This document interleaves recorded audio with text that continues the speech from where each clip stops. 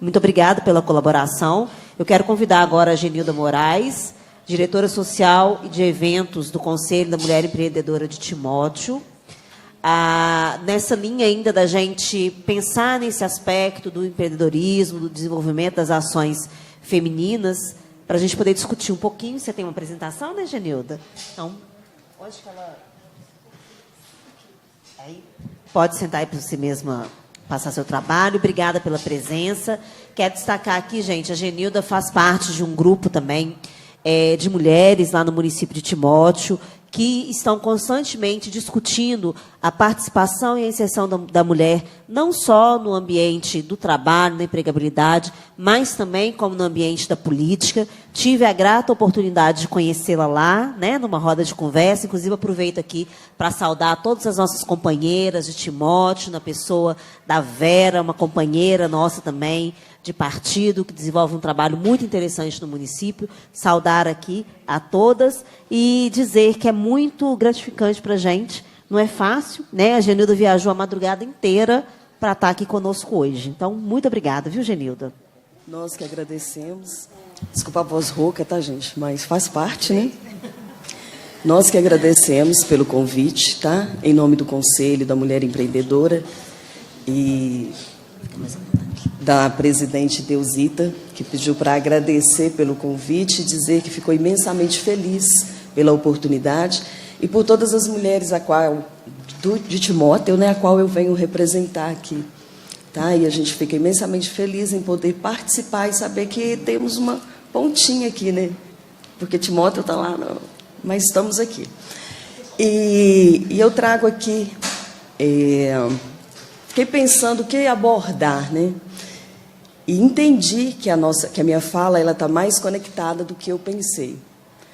Começando aí pela história da professora, que falou da questão, todo o contexto que ela apresentou, e finalizando aí com a questão do resgate da mulher, das nossas histórias.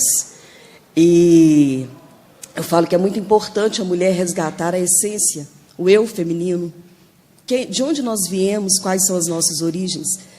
E o que eu apresento faz parte da minha história, porque para chegar até onde eu cheguei e me tornar quem eu me tornei, eu tive que sentar com a minha mãe e saber, mãe, por que isso está acontecendo comigo? Quem era minha avó? O que acontecia com a minha avó? O que ela fazia? Por que essas coisas se repetem tanto? Então, isso faz parte da história da mulher. E eu não trouxe aqui dados estatísticos, que já foi apresentado pela doutora, foi apresentado pelo SEBRAE. Eu trouxe aqui um pouco de singularidade. E essa singularidade ela faz parte da minha história. Muito embora eu esteja representando o Conselho da Mulher Empreendedora e também o Conselho Municipal da Mulher, eu sou mulher, mãe e sou empreendedora. E aí eu pensei, é importante trazer um conceito, porque às vezes a gente fala muito de políticas públicas, mas o que são de fato políticas públicas? E eu trouxe aqui que são ações ou programas que são desenvolvidos pelo Estado para garantir e colocar em prática direitos que são previstos na Constituição Federal e em outras leis. Medidas e programas criados pelo governo dedicados a garantir o bem-estar da população. E o fato de estarmos aqui reunidas, em sua maioria mulher, estava até compartilhando ali, o colega falou, só eu de homem, eu falei, tamanho é o seu desafio.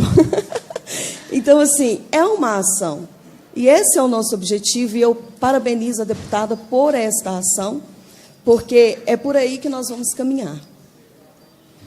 E dentro dessa ação, nós temos aqui alguns tipos, que é a educação, a saúde, a assistência social, o lazer, o trabalho, e eu enfatizei o trabalho por quê? Porque o trabalho, ele gera, quando se fala em trabalho, consequentemente, nós falamos de renda. Direto ou indiretamente, nós falamos de renda. Quando se fala de renda, direto ou indiretamente, nós estamos falando de autonomia financeira. E quando se fala de autonomia financeira, eu, particularmente, entendo o empreendedorismo como uma vertente viável. E, mais especificamente, o empreendedorismo feminino. Já fui apresentada pela deputada Genilda Moraes Rodrigues Vasconcelos, mas gosto que me chamem de G. Moraes, e falo que o currículo que nós temos não nos define enquanto pessoa. ele nos capacita para estarmos aqui e falarmos de algum ponto especificamente. Mas o que nos capacita como pessoas são as ações que nós desenvolvemos no nosso dia a dia. E quais as atitudes que nós tomamos para fazer a diferença. Isso sim nos capacita como pessoas. E eu gosto sempre de falar, quando se fala em ações, e até resgatando um pouco da minha história, eu gosto sempre de falar dessa ação que não foi da minha mãe, que foi uma ação do meu pai, e que nesse resgate de quem eu sou, eu descobri que eu sou a terceira de 6. Meu pai e minha mãe são semi-analfabetos, os dois. Meu pai, órfão de pai e mãe, e foi criado pelo mundo. E eles moravam numa cidadezinha, ainda mais do interior, não sei se aqui alguém já ouviu falar de um vilarejo que chama Cavagrande. Meus pais moravam em Cavagrande, e quando a minha mãe estava grávida de mim, tinha 2, e a nossa diferença é quase que 1 ano e pouco de idade. Minha mãe estava grávida de mim, e meu pai falou: Maria, eu vou mudar para a cidade, porque eu não quero mais continuar trabalhando na carvoaria, que meu pai trabalhava na carvoaria. Todo mundo desse vilarejo virou e falou: mas como que um negro, semi-analfabeto, porque meu pai sabia escrever tão somente o nome, e ainda era alcoólatra, com 2 filhos e a mulher esperando 3, como que você vai mudar para a cidade e vai conseguir construir a sua história? Aí a minha mãe falou: eu vou. Independente do que pensam, pode me chamar de burra, porque foi o termo que ela usou, mas eu vou. E eu nasci no hospital, que hoje é o Hospital Maternidade Vital Brasil, e meu pai já havia, eles mudaram em março, eu nasci em maio, e eu nasci no hospital. E meu pai já havia sido fichado hoje é a Peram, né? Mas antigamente tinha um outro nome, e ele foi e enfrentou esses desafios da sociedade que todos nós enfrentamos hoje. E isso há quantos anos atrás? E não são só as mulheres, os homens também enfrentam. E essa ação, quando eu fiquei sabendo dessa história, que foi recentemente, eu entendi que meu pai também é empreendedor. Porque o empreendedorismo não é só ter o seu negócio próprio. O empreendedorismo, ele vem de dentro. E eu falo que ele é, sim, uma vertente viável para a nossa realização pessoal, profissional e para o nosso sucesso. E uma bandeira que eu levanto é o empreender para vencer. Empreender é atitude. Empreender vem de dentro, nasce do desejo de se fazer algo mais e acreditar que você pode sim fazer a diferença. E eu não trago aqui, volto a dizer, dados estatísticos. Eu trago aqui reflexões para que a gente tente conectar essas reflexões, todos os dados que foram apontados aqui, cada uma pensar na sua experiência de vida e pensar de fato, o que eu posso fazer de diferente para me resgatar enquanto pessoa e fazer a ação de fato acontecer. E é esse o meu convite. Eu convido a todos, mulheres, homens, a mudar o seu jeito de pensar e acreditar de verdade que nós podemos sim fazer a diferença independentemente de onde nós estejamos. Que seja na nossa casa, que seja no nosso local de trabalho, que seja na rua. Nós podemos desenvolver ações que façam a diferença.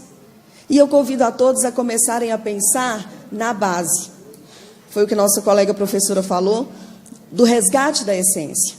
Na base, porque nós estamos falando de mulheres, mas primeiramente nós estamos falando de pessoas. Nós estamos falando também de famílias. Então é pensar na base enquanto pessoas, enquanto mulheres, enquanto famílias. E como que nós pensamos? Não é um projeto ainda formado, tá? É tudo brainstorming, são ideias, são informações, como a deputada falou, além de conselheira, eu tenho o meu negócio, empreendo no mundo dos negócios, já fui de carteira assinada, trabalhei muitos anos em escritórios de contabilidade, comecei a trabalhar desde nova, com 14 anos eu já tinha minha carteira assinada, e sempre trabalhei. Empreendi, fali, reergui e estou aqui. Até rimou, né? Estou aqui por quê? Porque eu acredito que se nós quisermos de fato, a gente consegue. Mas é necessário o quê? Trabalhar as nossas emoções. E quando eu falo em trabalhar as nossas emoções, quais são as crenças que nos limitam? O que vem da nossa origem que ainda nos impede de dar um passo a mais? O que nos faz viver nesse ciclo vicioso e por mais que nós queiramos sair dele, parece que quanto mais a gente cava, mais a gente entra, igual tatu. Porque às vezes é mais forte do que a gente. Às vezes a gente está numa situação que a gente tem instrução, que a gente conhece da legislação, a gente conhece a lei da Maria da Penha, a gente sabe que vem, que tem isso, que tem aquilo, mas a gente não consegue. Então, o que está além disso? E trabalhando essas emoções, eu até falei que Einstein, ele fala que uma mente que se expande jamais ocupa o mesmo espaço. E eu falo que o contrário também pode acontecer. Porque uma mente violentada, seja da mulher ou do homem, ela jamais consegue se retomar ao mesmo lugar se ela não for trabalhada. Que aí fica as dores, que as feridas da alma, elas são piores do que aquelas feridas da pele, porque a da pele se cura. E as feridas da alma? Como que eu me olho no espelho? Como que eu me vejo? E essas emoções precisam ser trabalhadas.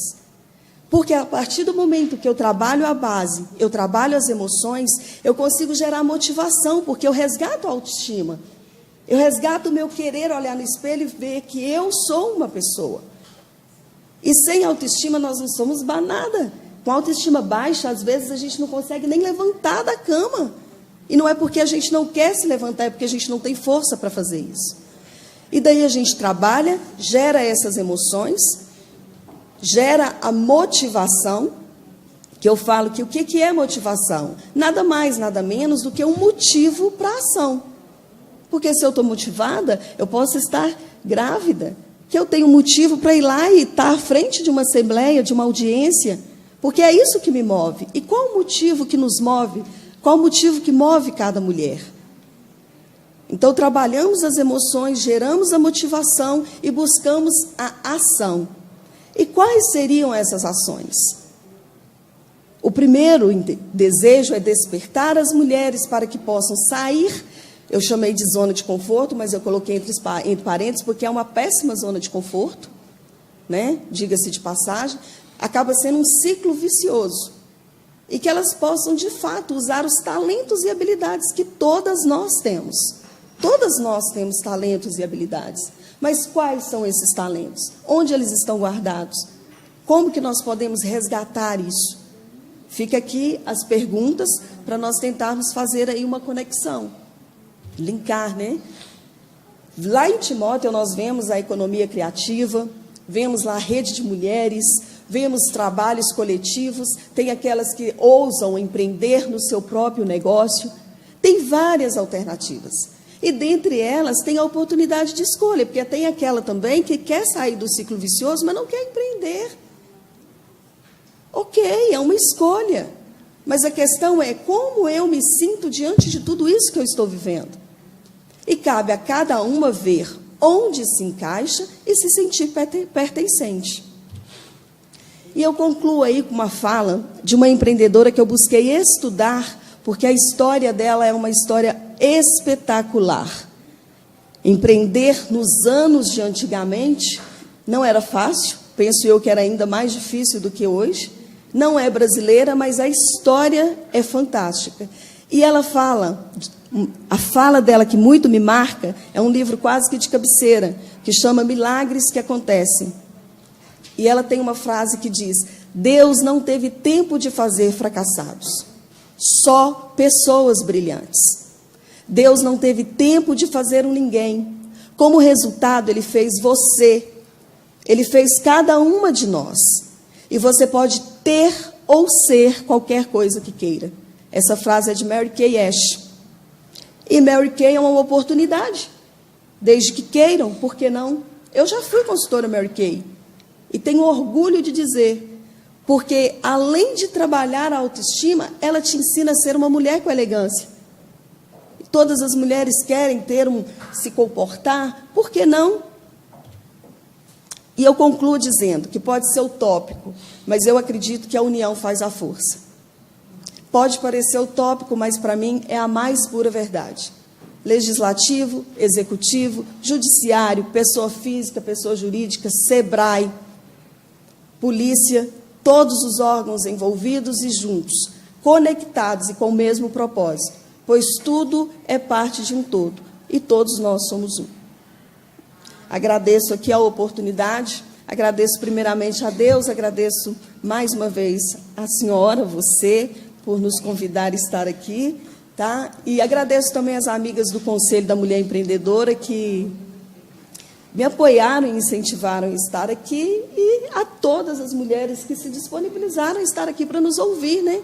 Porque de nada adianta a gente estar aqui para falar se não tem ninguém para nos escutar. A cada uma de vocês que se levantaram de manhã e se prontificaram em estar aqui para ouvir, e que saiam daqui com um desejo ardente de fazer alguma coisa.